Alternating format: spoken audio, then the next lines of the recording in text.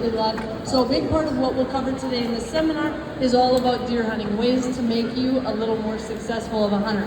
My husband and I, we have 5 kids. One of them is up in the front eating all sorts of good food right now. But we absolutely love hunting. He's a game warden, and we actually met out in the field at one point. I did not get a ticket out of the deal, so that was a good deal. But the first thing that I want to talk about is staying warm. So if you're hunting areas where it can get pretty chilly, it is so important to stay warm, because the warmer you are, the more still you'll sit, and the better your chances of success. Now, there's all sorts of layering techniques that people can do that can help, but the number one thing that I use a thing called Thermacare wraps. You can buy them at Walgreens or in the pharmacy section, and they're literally a heat pad that goes across your back, and they also make one that goes on your neck.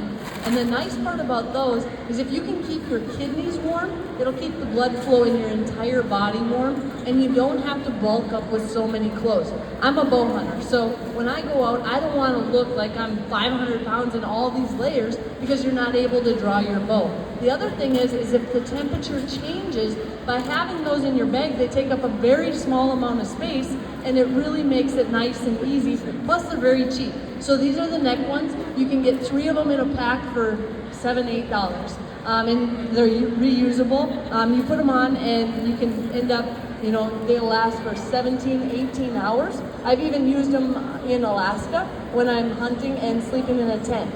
Because what's nice is if you get cold at night, you can put them on, and if you've ever taken hot hands and put them right on your body, they will burn your skin. I can tell you from experience. I've taken the foot ones and put them across my chest, and I literally had footprints in your skin. They are not meant to be put on your skin. So this is a really good option that can keep you warm, very nice and easy. Now, this was a hunt I did up in Alberta. It was minus 40 below this day. When I was taking these pictures, I actually thought my teeth were gonna freeze off.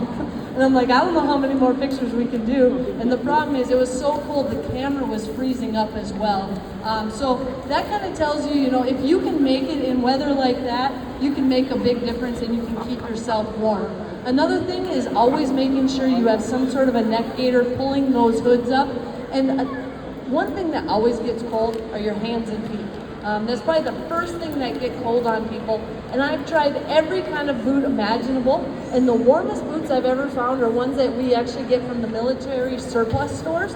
I believe they call them bunny boots. They're a white boot, and we wear them coyote hunting, and they work great. But if I'm sitting in a stand, a lot of times what I'll do is I'll wear my regular boots, and I'll just put like a boot blanket over it by Arctic Shield. Other people make them, and it's literally like a little sleeping bag for over your boot. You zip it up and drop a hot hand in, and they will keep your feet warm. If you're ever on stand and you don't have that, another option you can do, take a sweatshirt or take an extra jacket and wrap them around your feet and drop a hot hand in there, and it's unbelievable how much warmer your feet will stay. I've even been on tree stands, and you can take a mat or even a coat and lay on the grade of it, and what it does is it keeps it so that cold air doesn't come up on that tree stand, and it makes a big difference for your feet. I like to use a lot of these mega warmers, so they're just a little bit bigger, and that way a lot of the hot hands are small, but if you get something that's a little bigger, just having that extra heat makes a big difference. I a lot of times wear very thin gloves, even when it's super cold, because I like to be able to feel when I'm bow hunting, I like to feel my release. So I'll a lot of times have like a muff with those big heat warmers in it, and just like the football players do a quarterback, they keep their hands in there. When it's time to do something, you've got those thin gloves on, and it makes it a little bit better. Also, when you're walking to and from your stand, I don't want to carry anything. So I will strap everything I can around on my backpack and whatnot, because if you're carrying something and it's super cold, your hands just freeze out there. So try to be aware of that on your way in and out of the stand. Now, this was a hunt I was at in Illinois this year. Super cold, nasty weather. And when it gets this cold, there's not a lot that you can do, especially when it's that windy, but the deer absolutely move. I'm a huge believer in sitting on food plots when it gets this cold and windy. I actually sat in a blind on this one. It was an enclosed blind. And a big thing that I've found is you cannot beat an external heat source. By bringing some sort of a heater along, makes a world of difference. So I like using the heat hog heaters, and you'll see I've got them hooked up, And instead of having to switch out those propane tanks all the time, they actually make a hose that you can hook up to your big grill tank, and that way it literally will work for you all season. It's way cheaper than buying all those little propane tanks, and it seems like it never fails. When you finally have deer come in, you just hear that heater go out, and you're like, oh, I gotta somehow get that off, put a new can on. By having it hooked up to a big propane tank, you don't have to worry about that, and it really is hard to beat having a heater right there on stand. The other thing I like about these, they actually tilt. So if you're out there hunting and you need to get more on your feet or more heat up, it'll tilt and keep running. Like a Mr. Buddy heater, if you prop it up, for example, it'll quit working because it's got a little bit of an angle. So the second thing we'll talk about is not skipping the prep work. Getting out there, cutting your lanes, doing some of those food plots, scouting, getting cameras up. So much of that is really important. And this was actually a deer that we had on our property in Illinois this year. The cameras had shown him for 3 straight years, and you'll see he's got kind of a goofy rack on the one side. But we knew he was a pretty good sized buck, and we like to go in and put food plots anywhere we can. This is a field that we had put in, and it's just a nice green field. A lot of times you can get some of the brassicas, clover, turnips to bring the deer in both early season and late season. Once that weather drops and the temps drop below freezing, those turnips will often get sweet and really brings those deer in. So the next thing is talking about decoying.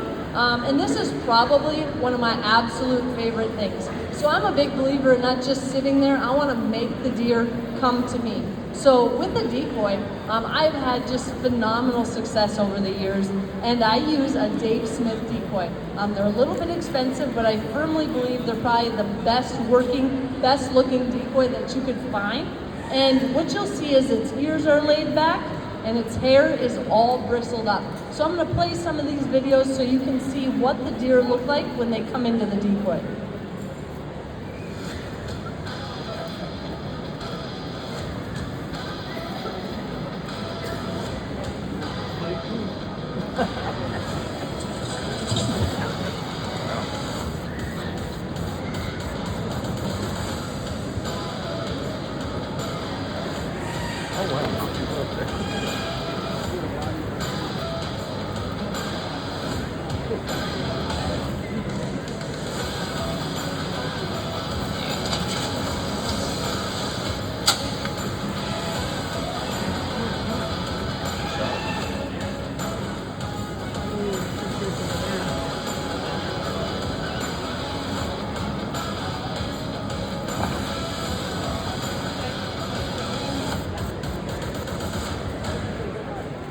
So you can see how well that works on those decoys. And when I've got that decoy out, you can see that it gets all bristled up. I think this disconnected. I'm gonna plug it back in 1 second.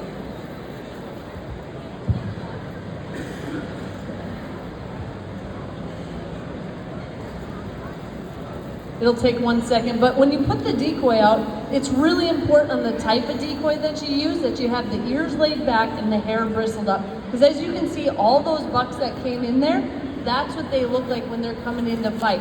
If you ever just put like a Glendale buck out, for example, just a target deer don't care, because he doesn't look like he's posturing. He doesn't really care, and they just go on by. But when you have them looking like this, it makes a big difference.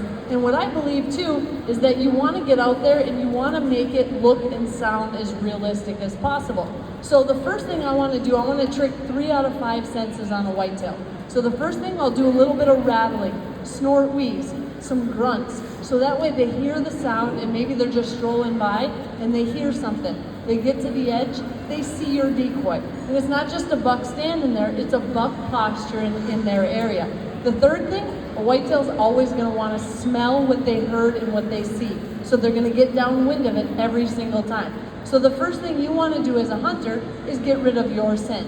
So I like to take and I spray it down with Scent Killer Gold to get rid of my smell.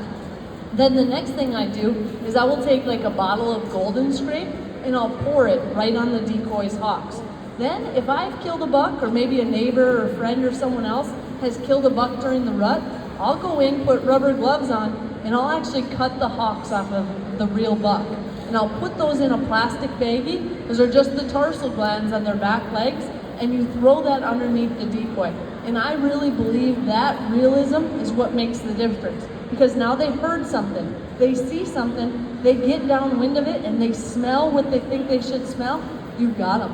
And even the most mature bucks will come to that. Now, I've had a lot of people ask questions too, do you prefer a buck decoy or a doe decoy? I always will take a buck. And I found that these deer, they have that sense of fight, and they, a buck with a hot doe is not gonna leave his hot doe to go see another doe. But I have had Boone and Crockett bucks leave their hot doe to come fight a buck because they cannot handle seeing another buck posturing in their area. So that's something to kind of keep in mind and to remember. And if you want to see the power of how strong that fight sense is, this is that buck that I showed you the pictures of in the trail cam pictures earlier. He came into my decoy this year in Illinois over our little food plot, and we never did know quite what was wrong with his rack. But as he came in, you can see, so we've got 2021, it was literally like a little spike coming out. The next year, it became a little bit more. This past year, it was a lot better. And we just didn't know what. It looked like it was kind of hanging off the side. Well, as I'm hunting out there, I look and this buck is coming right into our decoy. Now, this was the very first thing in the morning, and you can kind of see how they're acting. Now, at first, I thought he might have saw us moving in the blind. His ears are kind of forward. The decoy is right there in front of us, but you have to kind of let him go. And the moment you see them licking their lips like that, you got them. They're trying to smell what they're seeing. And so the first thing he's doing is he's going and he's getting downwind of that decoy. Now, you always want to have this set up so you can have that shot anywhere they go. Well, in this, I really wanted him to be right behind the decoy. So I decided, you know what, I'm just gonna kind of let it go. He's completely duped, he's got his hairs all bristled up. I'm just gonna let this play out and see how it works. And this buck was just coming in nice as can be, and I usually put that decoy about 18 yards away. And the reason I put it so close is I want that buck to come in, and even if he hangs a little ways behind that decoy, that I still have a good shot. Because if you start putting it 20, 25, 30 yards, now you might have more of like a 50-yard shot. I want it to be a little closer if I can. So here he's looking, he's still got his ears pinned back, so I'm just trying to kind of let him go. And what we found out is this buck actually had broken his skull plate. So the reason it's kind of hanging down is he has got a broken skull plate. He broke that entire pedicle off of his skull. And it blows my mind that he can have all that broken and he still thought it was a good idea to come in and fight my buck. Like, I don't know how you got in this position in the first place, but it probably had something to do with fighting or getting hit by a car, I'm not sure. But you can see he's coming in, and it shows you how long these decoys can hold a mature deer. This buck has come in, we've got a lot of time here, and you can get any type of decoy, but the better your decoy, the longer it'll hold those deer. So as he's coming across, now he's coming back to the window where I want him, and as soon as he gets behind my decoy, that's where I had my shot. So I usually have it set up where I'm gonna draw, and then this is right where I wanted him. He stopped, just nice as can be, and then I was able to get a shot right here on him. But that shows you, if you have a little bit of patience, there's no reason to rush it, to shoot a 1/4 shot. You can wait and you'll get your shot eventually. And I was able to get my shot right there. And it ended up being an absolutely, really a neat deer. But here is what it looked like. You can see how it's broken. Look how loose that is. Literally, it was only his skin holding that entire antler on. I honestly don't know how he was able to regrow it. The only thing I can come up with is that maybe when I shot him, he crashed and it broke apart. Maybe it wasn't actually broke apart before. It might have been just softly fused, and then when I shot him and he crashed, maybe it broke it off. All I know is he got the last laugh because it was almost impossible to drag him out because you could not drag him by that antler. So it was a very big challenge, but you can see how it's broke apart like that, and his brain was actually completely fine. I was interested to see, if he had any brain damage out of it or anything, and he didn't. When I took that apart and caped it off, you open it up, the brain was completely fine. So again, I don't know if he got beat up when he was younger. I don't know if he got hit by a car, but it was a really kind of a cool rack. And it was really a hard deer to kind of showcase and show how neat of a buck he was. And you know, honestly, from the trail cam pictures, I wasn't sure if it was a buck I wanted to shoot or not, but when he got there in front of me, he was an awesome deer. So another thing is your best scouting tools is putting out cameras. I'm also a firm believer of water holes, and we'll talk more about that. I've got a water hole, a rub post, licking branch, a blind, the whole setup there. And what I found is during the rut, not only will these bucks come in and get a drink, sometimes they'll dive straight in the water like this one. I don't know if they're doing it to cool off, if they're just in a big rush to get as water as quickly as possible. I even sat over a pond once and a buck jumped in the pond and literally swam around with his mouth wide open during the rut, trying to get water as fast as he could and getting it done. So at these locations, I like to put cameras at each spot where we're sitting, and it's amazing to see the different animals that you'll get that you had no idea were there. This is in front of our house. We had no idea that we had these big deer literally right in front of our house, out our front side. We put a camera there, we put a water hole there, and again, we're on the edge of town, there's water all over the place, but suddenly we had bucks coming right to it, right in town, and it's kind of a neat way to do it. Another place that you can put cameras to get quite a few pictures is to just really make a nice, easy, we call them just a letdown in a fence. So if you have the permission to do it, we just take the top strand and we wire it down. So they've just got the path of least resistance. They always like to go on that. We just lower it down as long as there's not cattle in there, and you would be amazed at the number of animals that'll cross the fence right there every single time. So we just make a little letdown, we put a camera on it, and in this situation, we actually had a whole herd of elk coming through there, and it's amazing to see. I don't know if you can see the footage very well, but you'll see them, they come right to that, and they actually try fighting right through there as well. So we had a buffalo come through there, we had elk, we had deer, all animals. I mean, a buffalo can jump a fence anywhere they want, but again, if they have a spot that's a little bit easier, every animal will go to that. So the next thing is, this was a buck that we had on camera, and he was coming so consistently every single day. He had come through, and I decided, you know what, it's so easy. The last thing I want to do is put a decoy out and mess this up. We know he's coming through every day thanks to our cameras, so I decided I'm just going to sit there and do it and wait to see how he comes through. And sure enough, just like he had on all the days in the past, he came through there, and you'll actually see the stick where I usually put my decoy. He walks right up to it, right where I normally would shoot. So it worked out great, but we have to be aware with decoys that, you know, every once in a while it can spook a buck, so you got to kind of be cautious of that. But you'll see that decoy stake right behind him, and there I was able to get my shot. And right in front of our trail camera, in front of the water hole, everything's right there. And this is the angle from my trail cam as he came in, looking back. So you can see the setup, you can see the licking branch, the rub post. There he is, and he had actually even captured the shot. So you can see the shot from the blind. So it kind of gives you an idea of what that setup is like and how you can use it to your advantage and get those deer in their broadside. Does anybody have any questions at all? If you guys have any questions along the way, just go ahead and raise your hand anytime. So the next thing we'll talk about is if you hunt a place that already has water, it can be so helpful. A lot of times we're putting in water holes, we're bringing water to there. We've got different things that we can use to get that water in, but in this setup, this was actually set there for cattle. And we found that a lot of the deer, a lot of the elk in our area were coming to water there. And this is in November, but it shows you the power of water, because this buck was a beautiful deer. He would come every single day, and he knew that that water was there. And he would walk around on top of the water until he could break through, and then he'd break through and he'd get a drink. So it shows you just how important water is. So many people think of baiting, and that's the best way to bring animals in. I live in states where we cannot bait at all, so we have found water to be almost more powerful than even any bait that you can put out, especially as it gets cold. For us, when water freezes up all around, if you have an open water source, you're gonna bring in more animals than anywhere else.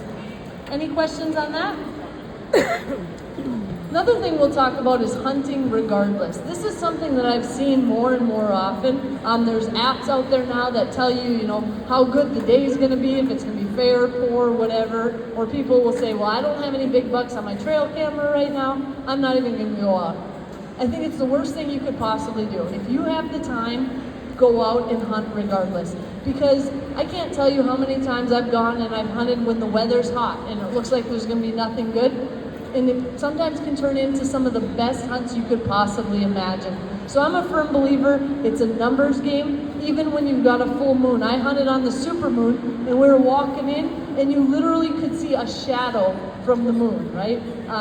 But what's important is getting out there and putting in the time. This was a perfect example. This was in December in Illinois. It should be cold, should be below zero, and it was almost 80 degrees. And I thought, there is not going to be a single deer moving tonight. And you know what? All it takes is one hot doe to come through, and we had deer running all over the place. You would never think that this is an 80-degree day in December on seasonably hot temperatures. But what it shows you is that during the rut, it only comes once a year, those deer are gonna move, and all it takes is a little bit of luck to have a doe come through, and your hunt could be amazing. So take the time. We didn't end up shooting a buck this night, but it was pretty cool to see the amount of movement that was going on that you wouldn't necessarily expect when the weather's that unseasonably warm. So another thing is talking about minimizing your time on the phone. Now, I understand that people who hunt all day, people that are out there, it can get boring and you're on it. But I don't even know how many deer have been missed because people were on their phones. Now, I will say that I'm someone, I eat in the stand all the time, okay? I look at my phone, I do some work, I do a variety of things as well, so I'm guilty as well. But that is one thing that having a decoy will help. Because if you have a decoy out in front of you, it buys you a little bit more time. Let's say you're just set up on a trail where these two trails intersect and you're just waiting for deer. Well, if you've got your head in your phone, they could walk through and you completely miss them. But with that decoy, you might have 2-3 minutes of that deer in front of you, so that's helpful. Also with the water holes, the rub posts, the licking branches, what you're doing is you're bringing deer in front of your stand and you're giving them something to do. So not only does it buy you a little bit of extra time, but it also gets you better pictures and it makes it more exciting for you as well. If you're bringing out people hunting with you, it's just fun to do things and know that the reason they're coming there is because of what you've done. So now we'll go into it. We kind of call it creating a buck paradise. We do this in front of every single blind and stand that we have. We'll go out and I put in a blind first. Then I have my water holes. Usually we have about a 150-gallon tank. Some of them are 300 gallons if we can't get in and out of them very easy. Then we'll put in a rub post, which is simply a cedar post. We usually get them from the lumber yard or the electric company, and we put them about 18 inches into the ground and then use a tampon bar so that they're really nice and solid. Then I'll take a saw and I'll just rough up that cedar a little bit to get those deer started rubbing it. But once the deer are rubbing on your cedar post, you don't need to do anything else. The next part, I'll take a couple of branches and I'll make a licking branch above it and I'll tie a Magnum scrape dripper on it. The reason I like that is now they're gonna come in, they'll work that licking branch and then I make a mock scrape underneath of it. So now you're giving them reasons to come to that area and you'll find that it really does work well. Now this is the first thing that we started doing, is just taking grapevines and placing them out in front of your stand. Now there's nothing special about this grapevine. We just would literally tie a rope across 2 trees and have that grapevine hanging down. But we put it exactly where we wanted it in front of our stand, and the number of deer that were coming and working that grapevine is absolutely incredible. And once those deer come and start working it, they're rubbing their orbital glands on it, getting their scent on it. The only problem is it just doesn't hold up all that well. So we decided, you know what, let's try doing some hemp ropes. Those are gonna hold up a little bit better. The problem with the hemp ropes, it takes like 6 to 8 months before they start working. So we actually started using a new product by Wildlife Research Center that I'll show in this video, and this really worked well.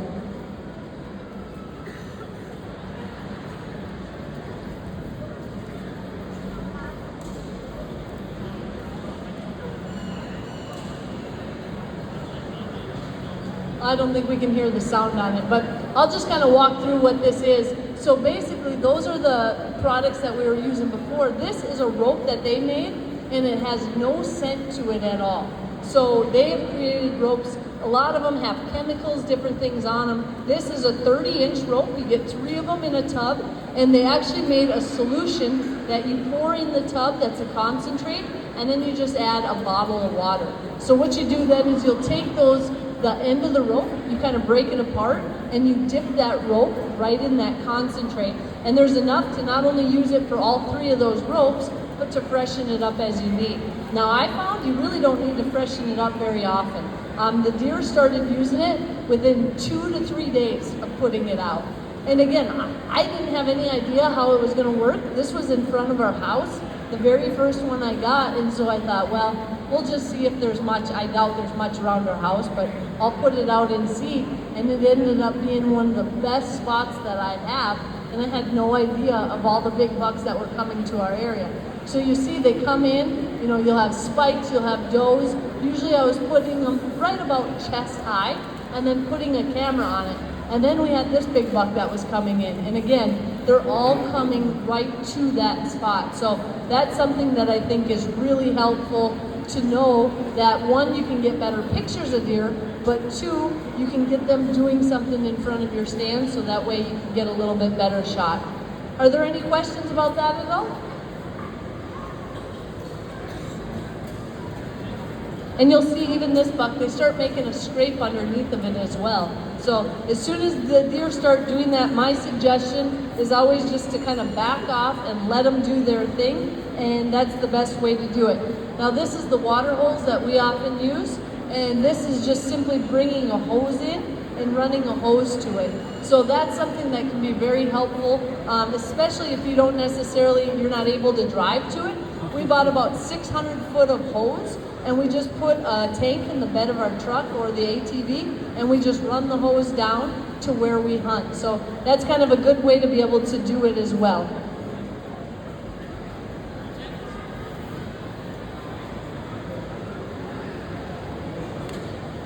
This disconnected, it'll be just 1 second. Then also with the licking branches, there's 2 ways you can do it. A lot of times what we started doing is we would just drill a hole in the rub post and stuff the branches in. If you do that, try to get a branch that's a little bit bigger than the hole, whittle it down, and then drive a couple of screws in it. Otherwise, they also made a holder that you can put the branches in as well. That's very helpful as well. With the holder, they give you 2 of them. So basically what you're doing is you're setting up 2 branches, and on that top branch is where you put the scrape dripper. And with the scrape dripper, it's got a balloon inside. So the idea is so many of these bucks just check scrapes at night. I'm sure most of you have had pictures, videos where the bucks are just nocturnal. They're not coming during the day.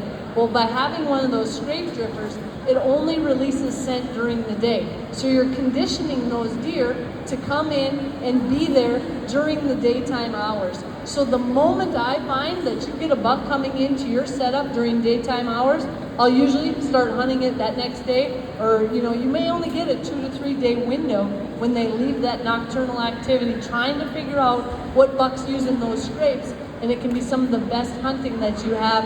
I've had numerous bucks that we got simply because of that. Another thing, when you put these setups in, it's so important if you are hunting out of a ground blind to hunt it exactly how it's going to be when you're there and when you're not there. So if you see in the back, those blind windows, they're all down. Because so many people will go in, they'll set up their blind, they pull all the windows up, they leave. Well, when they're not there, all the windows are up. Well, then when they're hunting it, they pull them all down, and now there's this big black stripe. So it's something to kind of be aware of, to leave your blind exactly how you're going to hunt it, and you're going to have a little bit better luck. On this setup, I was actually in a stand about 200 yards from this when this good buck came in. So there was no one in the blind, but it shows you how comfortable they are when they come into it. So the 8th thing to kind of remember not to do is not guide the guide. A perfect example is if you've booked a hunt, you've taken the time to go somewhere, try to trust what they tell you. This is a perfect example where I shot that buck in the picture before. This was an evening they sent me out and they told me this was their food plot. And I thought, what on earth? There's nothing out here. And I just set up my decoy and we had the entire field full of deer. And there you can see that buck came in, hit my decoy, and actually wiped out. He tripped over the stake on it. And again, I didn't end up getting a buck that night, but it shows you to really kind of trust people. A lot of times they know what's going on in their area and try to make the most of it. Any questions at all? So on this one, the practice makes perfect, right? There are so many people that will put in all this time, they do all this work, and then they never shoot enough, or they don't know what their effective range is. I'm a huge believer in finding what you and your equipment can do. What I can do is different from what my mom can do. As a bow hunter, I'm not the same as Levi Morgan or someone who's a phenomenal archer. They can shoot 100 yards more than that. I'm not going to shoot that far, but I think it's important for everybody to know what they can do before they ever go out in the field. Because one of the worst things you can do is go out there, not know your equipment, not know what you're doing, and then see a big animal and you're like, well, I'll try it. Well, you owe it to that animal to know what you can and can't do. So this is kind of a cool video. This was in Montana. We rattled this buck in. He's not the biggest buck in the world, but he's a buck I wanted to shoot. And I was shooting the brand new 6.8 Western at the time. So we rattled this buck in, and nobody had shot anything with the 6.8 Western before. And I made a shot on it, and you can see what this did. And literally the guy sitting next to me that was guiding me said, what on earth are you shooting? And I said, I can't tell you yet, it's not out. And he goes, well, I don't know what it is, but I want to have it as soon as it comes out. And the blood trail was just unbelievable. So, a lot of it is knowing what the caliber you're using can do. Your gun, your setup, your shooting sticks, all those things really factor into there and can make a big difference one way or another. But again, you don't want to be making those changes in the field. You want to know what you're doing ahead of time. And so on this, I'm a big coyote hunter. My husband and my dad are even bigger coyote hunters. So one of the questions always comes is, when you're out deer hunting, do you shoot coyotes or do you let them walk, And it's one of those things where it can be kind of a challenge, and it depends who I'm hunting with. But I try to remind people, if you're out, you're hunting, coyotes come in, think about it. Do you really want to blow your deer hunt over a coyote? Is it worth it? My dad will tell you absolutely yes every single time. I'm confident if there was a 200-inch buck and a coyote standing there, my dad would probably shoot the coyote first and then hope the buck was still there afterwards. So this is a perfect example. We were out, we decided to shoot it anyway, but this was a hunt that we were at in Alberta, and I said, I'm not going to shoot it. It's a beautiful coyote that came in, but it was early in the morning, and it was one of those situations where, yeah, it's a nice coyote, but I think that there's some really good deer on the field. Plus, you got to think about your guides too, right? The last thing a guide wants to do is put you in his favorite spot. You're sitting there, and he hears a shot and says, did you get him? And you're like, no, I shot a coyote. They're not going to be very happy about that. So on this situation, I let this coyote walk through it. I thought, you know what? No big deal, we'll let him be. And he came in pretty as can be, and then I ended up shooting an absolutely beautiful buck because of it. So that's a perfect example showing you that, sometimes it's worth kind of just letting them go and seeing what you can do. And we'll end it on thermal hunting. Has anybody in here used thermals before? Coyote hunting? So my husband and I do a lot of thermal hunting this time of year. So I do shows almost every weekend, but when we go home during the week, a lot of times we're out coyote hunting all night. So this is just a little video that we put together. We do a lot of coyote hunting around calving yards. And so as a lot of these cattle are giving birth, the coyotes start coming in, and usually they'll start by eating just the afterbirth, but it doesn't take them very long before they realize that there's little fresh calves coming out as well, and they'll go after them or even just cause a ruckus around all the cows, right? You don't want the mother stressed, you don't want them running them all around, so that's one thing we enjoy doing. Yes? We use a 22-250 for almost everything with coyotes. It hits them hard, it works great. Sometimes we'll use a 243 as well, but 22-250 is our choice all the time. Any other questions at all? Well, I sure appreciate everybody coming. If someone has a question they don't want to ask in here, you're welcome to come down. I'll be down here for a little bit, but I sure appreciate everyone coming out today. Thank you.